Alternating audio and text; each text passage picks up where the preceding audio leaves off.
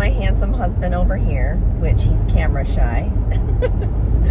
And okay, honey. Hi friends, Tracy here from the Sewing Channel. If you're following along with my winter slow sew, then you definitely need to make a hand sewing lap board. I have found 3 uses for my hand sewing quilting lap board that I think you might find useful. Enough talking already. Let's get busy. This was the first lap board that I made, and it is an egg shape. And you can only imagine, right? I got this at the Dollar Tree when it was Easter time, and that's what I used for the board for this particular lap board. I wanted something a little bit smaller to be able to take on an airplane because I'm going to be traveling like a lot from this winter and after the holidays, and I just needed something just a tad bit smaller for when I'm on the plane, more plane friendly, right? I'm still going to use this one here at home, but I just needed something just a little bit smaller. This has an elastic covering over top of it, and there is an ironing board thing in here and some cotton batting. You know, it's heat resistant, that stuff. It's right here. It kind of crinkles when you scrunch it, but it's made for ironing boards. If you look underneath your ironing board at home, you probably will see this. I will put all the links to this type of fabric material that you can put in your board in the description box below, along with everything else. This has a front pouch and a back pouch that I added later after I had already done this board. And there is magnets on the opposite side of this, so my needle minder's right here. And I can also put, you know, my needles or whatever I want right there. So I went to the Dollar Tree again, and I found these 2.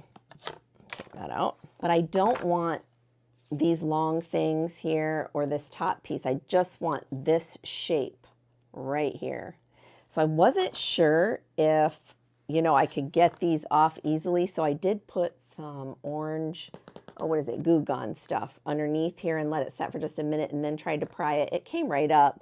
And this side I tried prying without the orange Goo Gone, Be Gone, or whatever it is, and it still came up. So I don't think you need to use that. And I just have this little plastic thing here to pry that up. One thing I'm doing different on this one is I'm going to place this little cutting mat that I got at the Dollar Tree on the opposite side. It has measurements, which is perfect.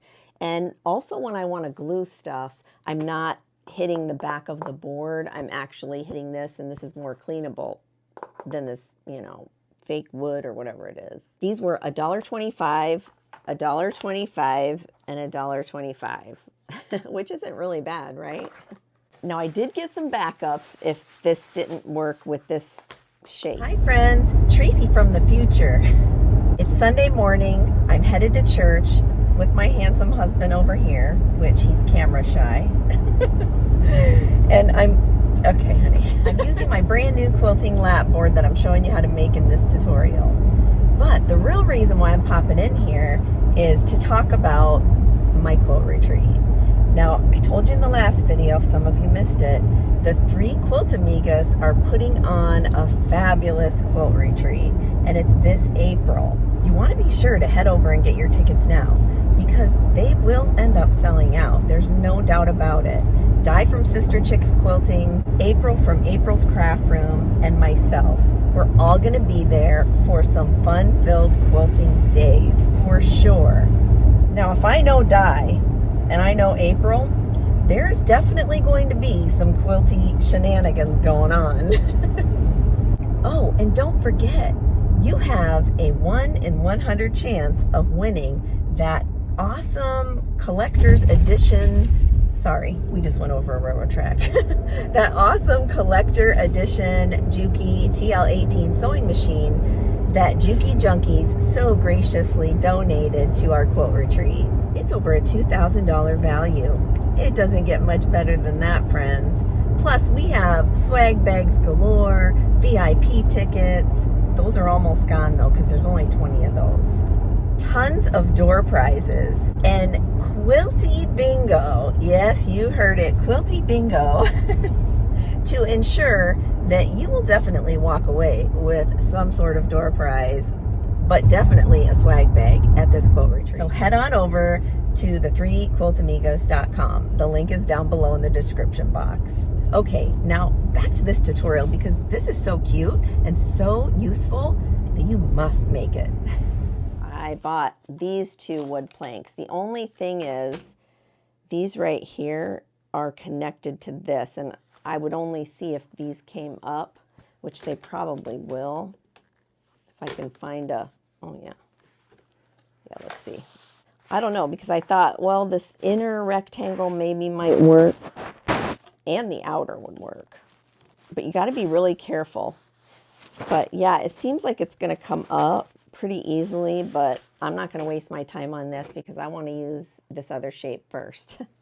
And you're going to need some elastic too. And I did grab some extra magnets that I had on hand that I'm going to be putting in this. So magnets are key because you can put your pins and your scissors. I always hang my scissors off of that needle minder, but we can, you know, have as many magnets as we want, right? Got this ironing board stuff, and that you want to be on top. So there's that. And then I did cut 2 pieces of batting in that shape. And this is just all cotton batting. So now what I'm going to do is just try to get these up. And this is just plastic. This isn't metal because I didn't want to go in too aggressively because I really didn't want to break it. Yeah, see? Oh, yeah, that comes right up. And we're not going to see this part, remember? So, I mean, we're not going to see this part either. But again, you don't need anything to get this off, you know, and you could save that little top thing for something in this little, you know, whatever, if you want. I don't have a use for it, but I'm going to try to get up as much of this as I can. This gluey stuff. I'm just going to, oh gosh, I got glitter all over my mat here. I'm going to have to clean that. And done. Let's go in for the other one. Is there a little, there is teeny tiny little nails right here, so be careful. Yeah, right there. Must be where they pounded it in. I don't know if you can see that, but they're so tiny. It looks like, is there a couple? There's a couple. Okay, so we need to be careful and mindful of that. I mean, they're so tiny. I've never seen as tiny as that. Glittery over here. Okay, so I got these little, you know, nail clippers, and I'm just going to try to grab, if I can find them again. Where is it? Here's one right here. Oh yeah, they come right out. Just be careful. Be careful and throw them right away because they're little. You don't want that to end up in your toe. Oh, okay. I mean, you really can't see that, I don't think. I don't know if you can see how tiny that is. Wow, that's little. You know it's Christmas when you got glitter hanging around, right? I have this tacky glue, great for fabric, ribbon, crafts, and more in paper. And then I have, what are these in there for? Oh no, these were done. This is acid-free craft bond. What I need this to do is fuse together like this so that all that glitter is stuck in there. So I don't know. I forget which glue I used last time. Probably Elmer's, but I didn't see any. So I'm just going to go like this and this. I'm going to use both glues. I mean, we just need it to bond together slightly. It doesn't have to be like, you know, cement for life, right? Because it's going to be just, is this okay? I don't know. So I got some Q-tips because I don't know how good this glue is. I think I got it at the dollar store, the Dollar General, maybe. Oh, dear. So I'm going to keep it away from the ends, though, the edges there, because I don't want it to try and seep out. Okay. So now I'm just going to push these together. Make sure that they're even. They may not be perfectly the same either. You would think they would be because they came from the same lot, right? but you may be a little off, so make sure that before you clamp these and let these dry, that they are as even as they can be. So now I'm just going to clamp all around with some binder clips. And then I'm going to find something heavy to put over this, and then I'm going to wait about, 20 minutes maybe, 10 minutes, 5 minutes, I don't know. My quilt book, the big thick one, is always good for, leverage. There we go. So that's going to sit there, and then we'll wait for that to dry. Okay, let's see if it's dry. It's been about 7 minutes. Let me just unclamp. To me, if it's, doesn't come apart at all when I hold one side, then it's good enough stuck, right? Yeah. So I'm holding that back side here, that back one. Yeah, no, it's not shifting, nothing. I can see a space in there, but all right. Okay, it's a go. For the main part, the front, not the elastic part that will be seen on the back of this, I'm going to use just this fabric right here. It's just a, kind of a blasé fabric. It's neutral. No, I shouldn't say blasé, neutral. Yeah. So you're going to lay this on your fabric onto the wrong side, and I'm going to just set this up because I'm not sure yet if I'm going to glue this to this or if it'll just stay in there. I don't know, or Velcro maybe. I don't know yet. So I'm going to lay this at the bottom of this sleigh shape because that's how mine is going to be done. Mark and make sure that I get that straight edge on the bottom here. And I'm just going to follow this all the way around. And then I'm going to come out about 2 1/4 to 2.5 inches to the outside of this and mark it. I think I'm going to go 2 inches since it's a little smaller than my oval. And then I'm going to draw a line on the outside, marking 2 inches from that initial line that I just made. You want that overhang because it's not going to stay on your board if, it doesn't have some overhang over the back. If it's right at the edge, it's not going to stay on. So you're just going to mimic that same line 2 inches out. My other one was about 2 1/4 to 2 inches.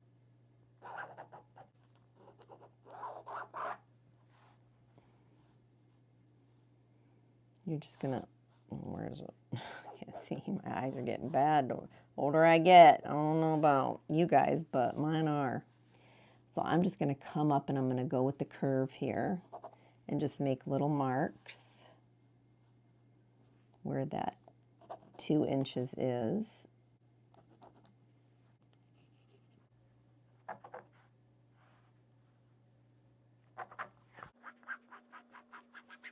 Follow along here and cut on the outer line.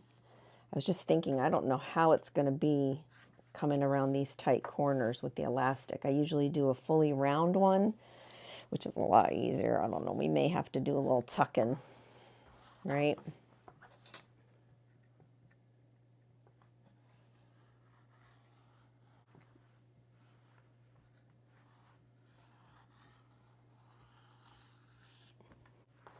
So you should have a piece that, resembles what you have for this. Now for this piece, I haven't decided yet how I'm going to do this because that one was an add-on and I don't know if I should. I'm not sure if I should just do the same as last time, just add this on as an afterthought. I think I'm going to because of the way, it's set up. I don't know. But look how cute. Snowflakes for my slow sew this winter. Okay, so this is what I've decided to do. So this is about 2 inches from this line, the original board line, to the edge. Then I went ahead and this is about 1/2 inch or so in, and I have 1/4 inch elastic. So this is what I'm going to do. I'm going to use my regular sewing machine this time, and I'm going to pin this in here on the side first.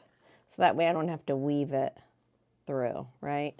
And then I can see exactly how much I'm going to need of this elastic. I won't need that much. Give this one a go. I don't know, third time's a charm. I don't know, but hopefully it works. So I'm going to tuck this in here. Oh, and when I did this side here, when I rolled this in, I pressed that where it needed to lay. So when I go to sew this, I'm going to make sure those creases are all in there. So I'm just going to lay this inside of here.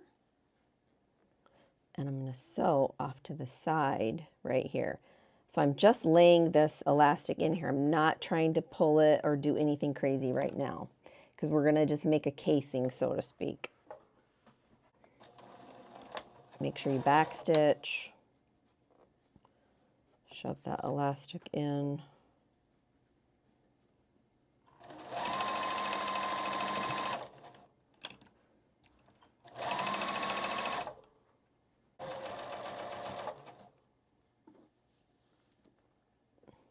Just turn the elastic, go with the curve there. Make sure that all those pleats are laying nicely where they should be, and don't catch your elastic in your needle.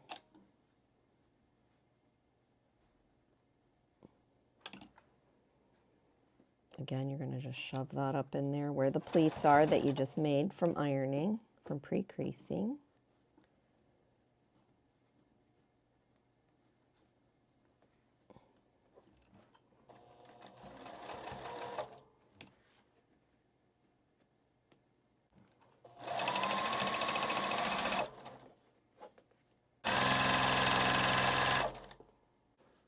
So when you get here, I'm just going to unclip this for a second and then clip these kind of together down here, so that way I don't lose either end, because I've done that before. And then I'm just going to continue on here. Hopefully you can see.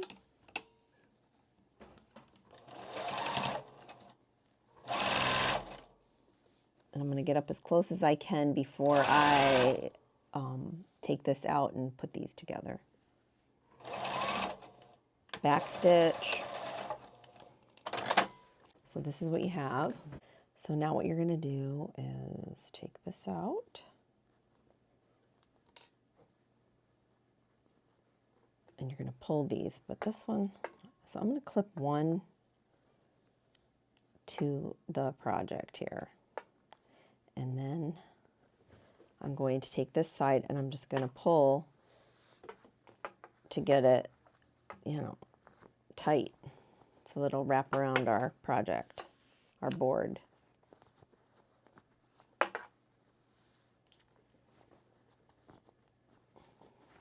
It's going to take a minute to get around that curve there, but it'll be good. Just keep going.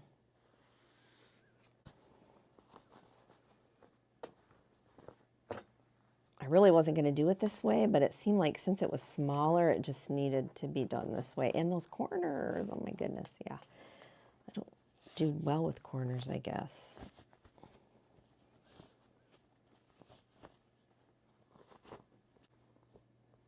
This is really not a hard project, friends. It's really not. So I think it goes like this.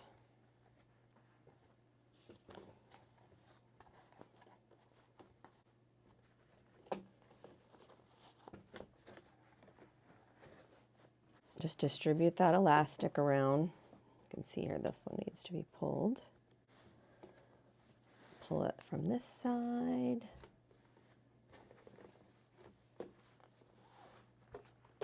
I'm just going to tie these real quick just to see where I'm at. Jeez.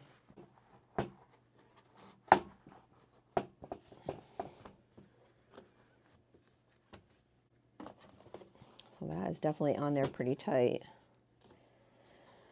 Whew. So I'm thinking you don't want it to be so tight that you can't get it off though either, because we got to be able to get the other stuff on there. Yeah, I think that'll be good. So I am just gonna, I don't even know if they're twisted, but it's okay if they are. I'm just gonna go ahead and sew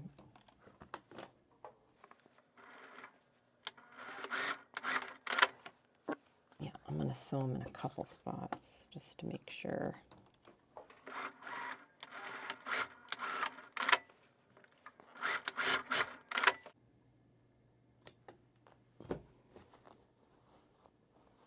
And now what I'll do is go back in and close this up, stitching, you know, right along there, tuck in all the elastic, make sure it's in there.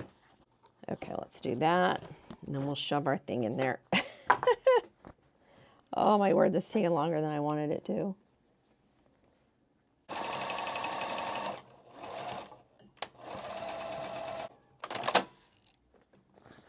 wonder if one is stuck in here. Isn't that maybe what's causing the hang up here? I don't know. Let's do this thing, man.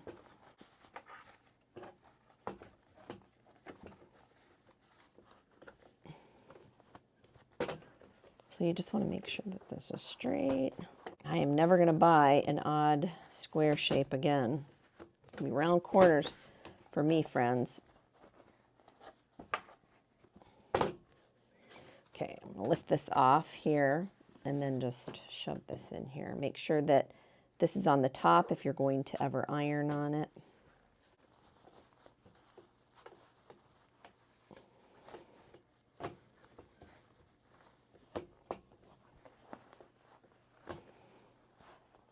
Make it more than 2 inches around, friends. I would say make it more. Yeah, I would say. I mean, it does make a cute little ironing board though, right? I think it's stuck in here somewhere. I really do. I think maybe there. I don't know. I think maybe I sewed over it or something. I'm not real sure. Maybe. I don't know. It is what it is, right?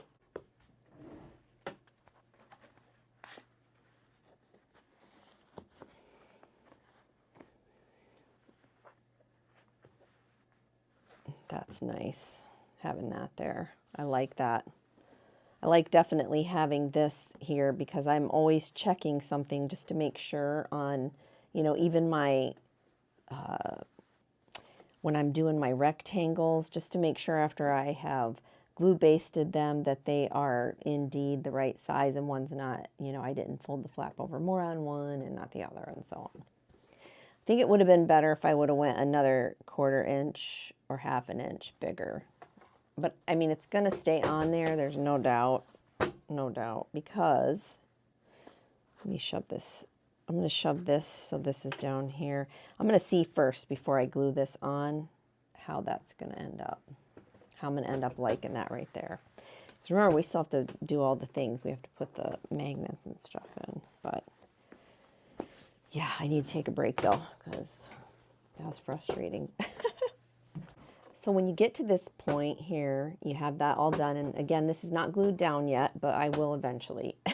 You're going to take a piece of fabric, and not knowing the size of your item, it's hard to, you know, figure that out. You'll have to figure that out for yourself. But I just took this and folded that in half. So this is going to be a pocket here and on the back. So I'm just going to wrap this like so to give it a little pocket. You need this down here and you need some on the side where you need to sew that together. And that's how I measured for that particular piece of board. So I'm going to go ahead and do a hidden seam here where you put right sides together and sew in an L shape here and then turn it inside out so that the seam is hidden. So being that both of these are the same, it doesn't matter, right side, wrong side, whatever. So I'm going to come in here and I'm going to start here on the side and I'm going to go about 1/8 of an inch away, sewing all the way around. And again, this is the right side of the fabric that I'm looking at.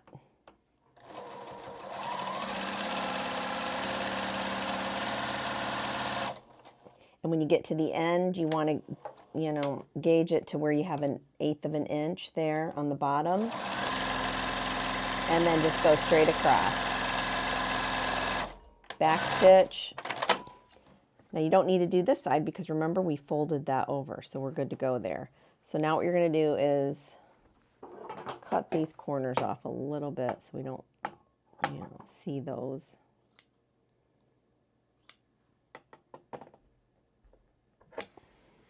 Turn this wrong side out now and poke out all of the corners.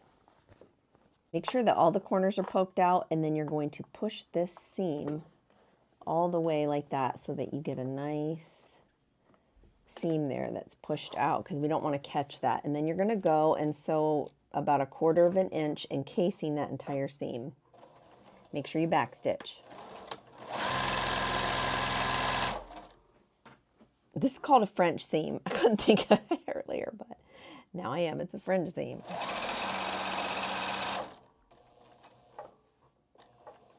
When you get to the bottom there, pivot and make sure that the seam is pushed out.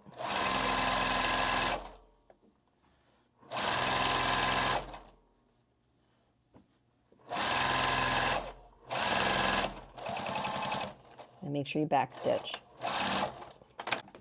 And now you're going to turn this right side out. Yeah.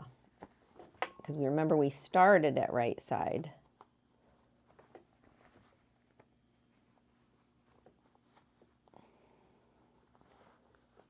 Now you can see there that I did not catch all of my little threads. Shame for shame for shame.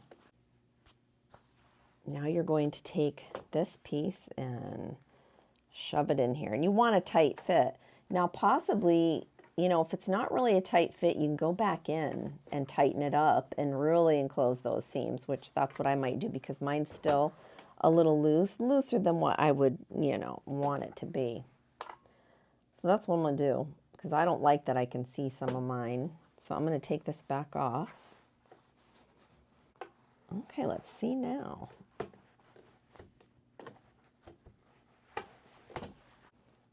All right. That looks good. You know, and it's still enough here. Maybe I should go tighter. I think I'm going to go tighter because look, that's too big of a gap for me. I mean, I know I want stuff to go in here, but look, I already did that side. That's all right. I'm going to go ahead and do it again and just, or maybe I could do this side. Yeah, I could do this side because this side's already would be a French seam. So I'll do this side. Go ahead and put this in. Hopefully it fits. Oh my goodness. Okay. Maybe it doesn't fit now. No, it does. I like that it's tighter. Yeah, like that.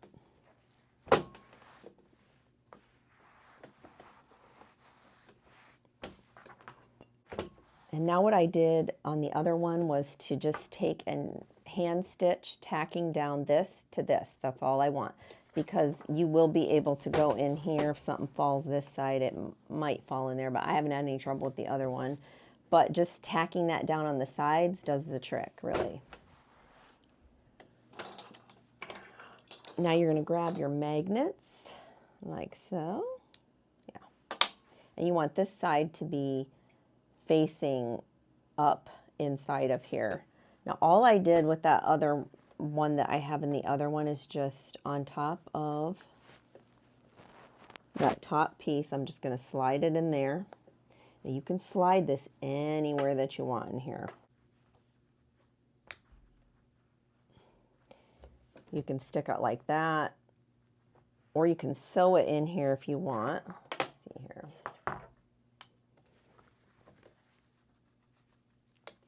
And that works. And of course I have the needle minder on the other one. Let's see.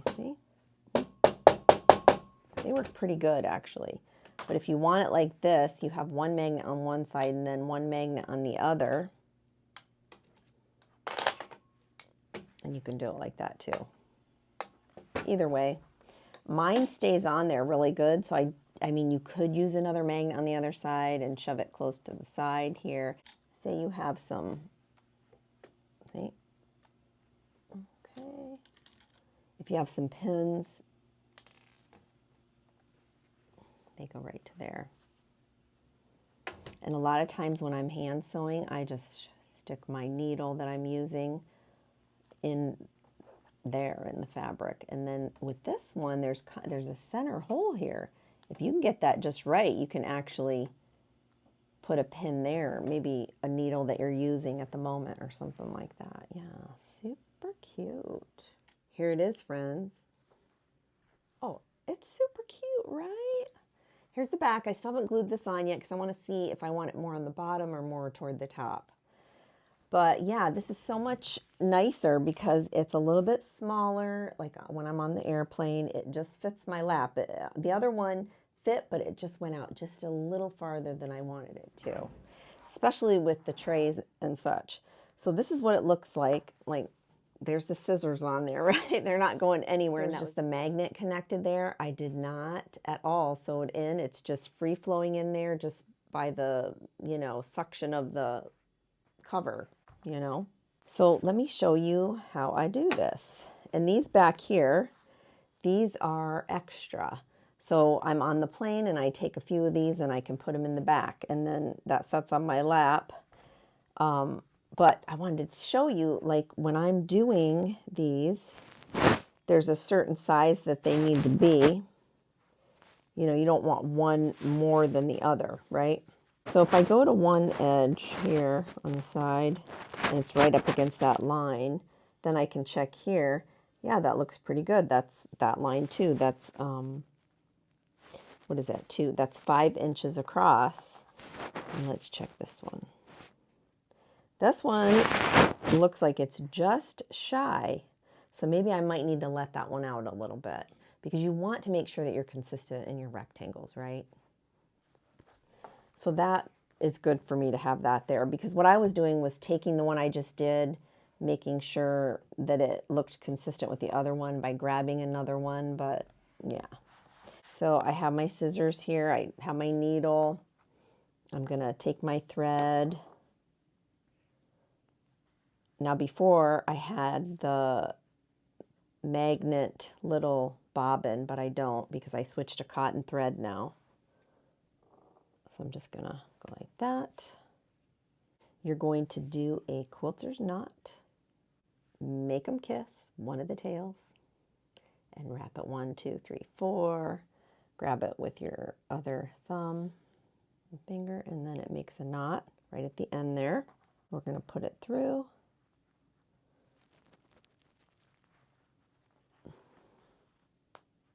So remember I said there was 3 uses, right, for this. The first use was, of course, an ironing board because we have set it up to literally iron on our project. You know, wherever or whatever we're doing, we can take it in the sewing room or, you know, say we're on vacation and we just go to the iron there, wherever we're at in the hotel room or wherever you're at. So that's use number 1. Use number 2 is this right here. I'm going to show you. I'm going to pop my needle through and come back up. I'm going to use this as my thimble. I'm not going to have a thimble on my finger. I'm just going to push this through, see? And I'm going to use the leverage and power of this board to get that needle all the way through so that way I don't poke my fingers to death and bleed, right? Which is really, really nice. There again.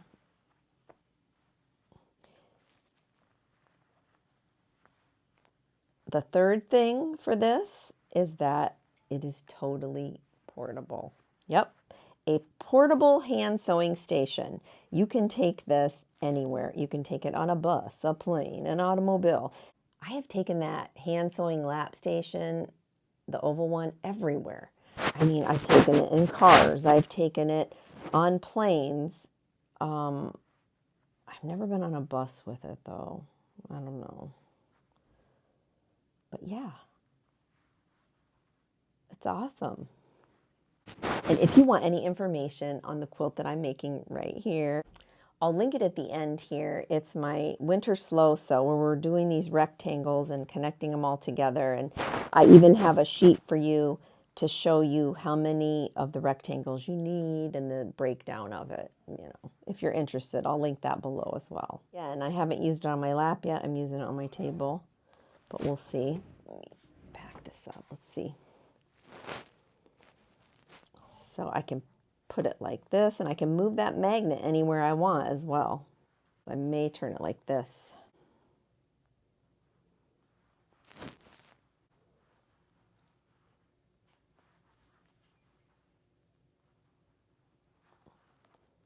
Yeah, this is going to work perfectly.